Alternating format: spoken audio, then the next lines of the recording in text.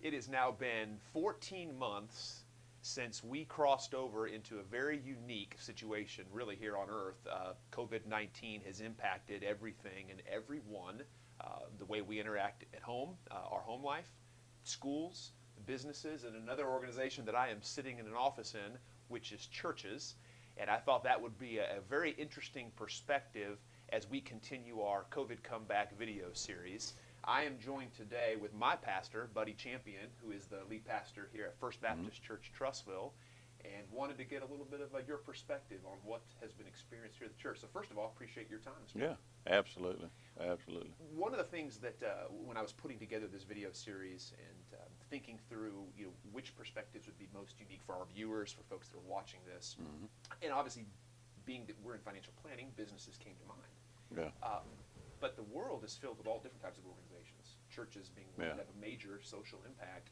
And one of the things that I thought was very unique in my mind about what your responsibilities are here with staff is that when you think about a business, a work environment, there's something compelling that causes people to show up, and it's called a paycheck. Yeah, yeah. You have this leverage, so to speak, to keep production, to keep things moving forward, whatever it is your job is, a product or service. But in an environment like a church, it's not so, right? I mean, you have staff members, but really the people that you're responsible for, they're volunteers, right? They're here because they choose to be. And so the question I have just to start out is kind of from that perspective, what has been some of the biggest challenges that you would say the church, you and leadership and staff have had to deal with over the last 13, 14 months? Yeah, and you know as well as I do, the Bible refers to the church as the body of Christ, and kind of uses that illustration and that reference. And it's been interesting that the body, the family, couldn't gather together. And it's been interesting as we walk through this COVID process that people didn't come to say, I want to learn more about the Bible. I miss being in Bible study, or I miss being in worship, although they did. What they missed more than anything was togetherness. That we were ostracized, we were separated, and the church serves as that catalyst where we can come together and have relationships with one another. And we had, I don't know if you know it or not, but everybody had an opinion about COVID. I Right. didn't hear that.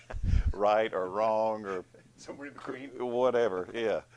But they were all valid. And so I think as we tried to lead our community together, hearing, respecting, honoring all of those opinions, all those desires, all those fears, and the unknown, and trying to manage all that and keeping everybody on the same page was a huge challenge for us.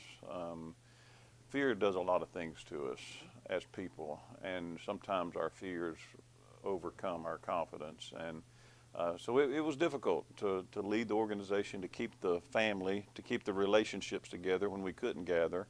And but now, fortunately, we're able to come out of that with a renewed understanding of the importance of togetherness and people in our lives. Even introverts are like, I miss people, Right. So it kind of drove us to that. Right. Yeah, that's a good point. Even introverts, because at some point, we're built for relationship. Yeah. And yeah. Ultimately. even if you need to isolate away to re-energize, you still need to have that connection back. Yeah.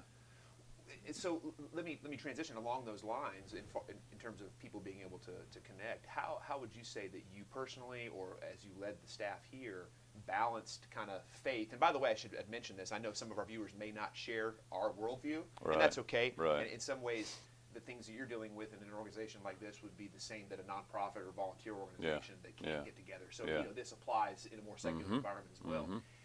But balancing your faith with kind of government policy, and how did you guys kind of flesh that out? Yeah. I think ultimately we had to remind ourselves: did COVID come from China? Did COVID come naturally? Was it man-made? I mean, there's still debates about that, and we had to remind ourselves as people of faith that regardless of what orchestrated all the mess that we were in, still are in to a degree, God is still going to accomplish His purposes and His will. And He, historically, biblically, He can use the workings of godly people and ungodly people to accomplish what he ultimately is going to accomplish. So we had to remind ourselves, as people of faith, that ultimately God's going to do what God wants to do, and his intentions are. So we had to find confidence and rest in that.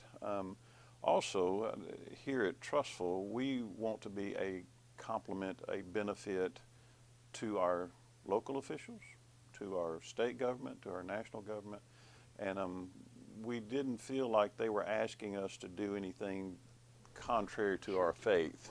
Right.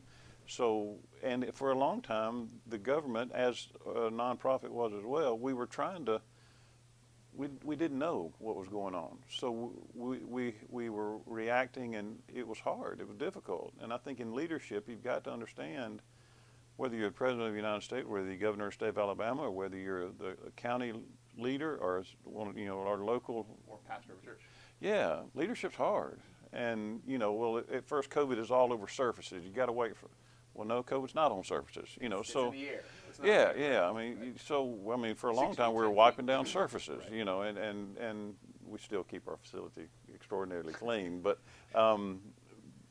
so we just had to react and flow and understand that the people in leadership, they're doing the best they could, and we want to honor that and compliment that, whether it's our governor or our president or whatever. So we didn't feel like they were asking us to do something that was contrary to our faith. Could we gather every Sunday? No, but we became really strong online presence to where we could gather in a different technology, in a different way. So that was good for us. I've thought about that in terms of 2021, the technology that's available. What would this have looked like 20 years ago? Oh, yeah. You would have been in a totally different scenario. Yeah. I mean, Yeah. science would have had known enough to say, well, you're still going to have to segregate yourself to all these things, Right. but you wouldn't have had the ability to connect digitally. Mm-mm. It just didn't exist. Right. Or if it did, it was extraordinarily expensive. Yeah. I mean, you broadcast or whatever. It would be hard to put together in a short period of time. Yeah. This is two sides of the same coin. Looking back, kind of retroactively, hindsight versus going forward. Biggest takeaway or learnings. I mean, would you say we look back and say, yeah, that's something we learned or wish we had done differently, and then going forward that you might apply, say, hey, we learned something new here, and we can apply that in our organization going forward. I think some of the things we've already mentioned, the importance of relationships. We have been amazed at the faithfulness of God's people to support the work of the church, to be here if at all possible, to be encouraging for one another. The cream rises to the top, and boy, people have been incredible. They've been very supportive of the leadership, understanding the difficulty that we're in. So that's been encouraging. And we've had some questioners, and that's fine. We question, To be but expected, right? yeah, but by and large, man, people have been so supportive. Going forward, online presence will always be strong from now on. Is that good? Is that bad? Don't know. It's here. It's built into the infrastructure, so to Yeah, speak now. yeah. Part of the culture. Sure, yeah. And whether it's that mom staying home or dad staying home because their child is sick, or whether now, hey, I'm driving down the road watching your services online, which is a whole nother thing, but safety-wise.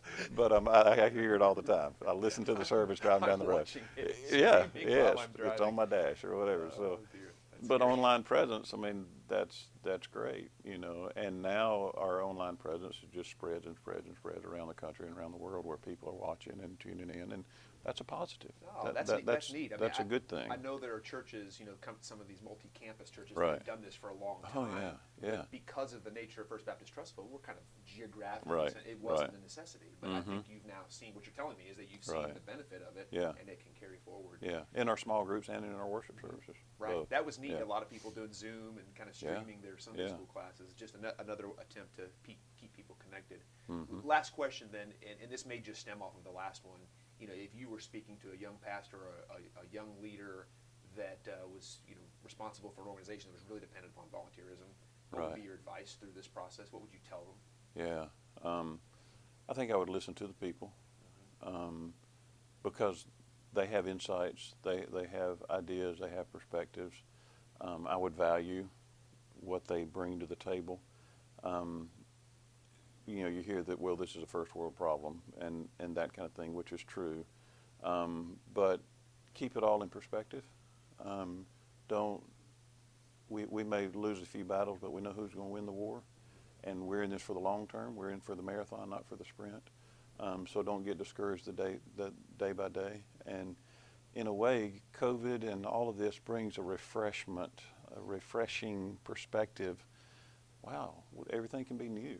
Everything can be different because it is different. We'll never go back to 2018, 2019. Right. Our world will never go back to that.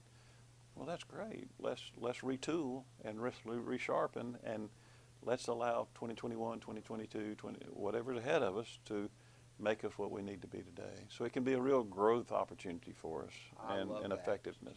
In other words, just taking what could be lemons and making lemonade. Oh, right? yeah, It's just, let's pull the positives out of it. Sure, yeah. And move forward. Mm-hmm. That's great. Mm-hmm.